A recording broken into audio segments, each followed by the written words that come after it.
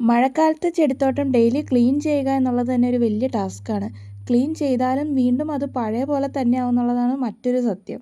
എന്നാലും മഴക്കാലം എനിക്ക് ഭയങ്കര ഇഷ്ടമാണ്. കാരണം നമ്മൾ വെറുതെ ഒന്ന് നട്ടു കൊടുത്താൽ പോലും മിക്ക ചെടികളും വളരെ പെട്ടെന്ന് പിടിച്ച് കിട്ടും.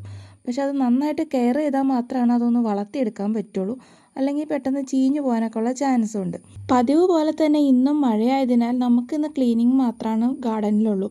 പിന്നെ നിങ്ങൾ ഈ ഒരു സൈഡ് കണ്ടോ, നമ്മളിവിടെ പുൽത്തകിടി സെറ്റ് ചെയ്യാൻ നേരത്തിയിട്ട് നമ്മൾ പലതരത്തിലുള്ള പുല്ലൊക്കെ കൊണ്ടുവച്ചു. ഇപ്പോൾ ദേ വെച്ചേക്കുന്നത് ബഫല്ലോ ഗ്രാസ് ആണ്. പക്ഷേ ഇത് എന്ത് ചെയ്തിട്ടും അങ്ങോട്ട് സെറ്റ് ആവുന്നില്ല. ഇനി ഞാനിവിടെ എന്തെങ്കിലും തണലത്ത് വെക്കാൻ പറ്റിയ എന്തെങ്കിലും പൂച്ചെടികളൊക്കെ കൊണ്ടുവയ്ക്കാനുള്ള ഒരു പ്ലാനാണ്.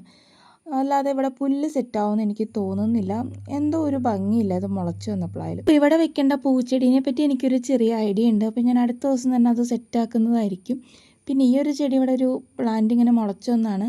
അതിപ്പോൾ നല്ല ഹെൽത്തി ആയിട്ട് നിൽക്കുന്നുണ്ട്. ഇതാണെങ്കിൽ ഒരു കടയേ ഉള്ളൂ. അതല്ലാന്നുണ്ടെങ്കിൽ നമുക്കിതൊരു ചെടിച്ചട്ടിയിലേക്ക് മാറ്റായിരുന്നു. എന്തായാലും ആളിപ്പോൾ ഇവിടെ നിൽക്കട്ടെ.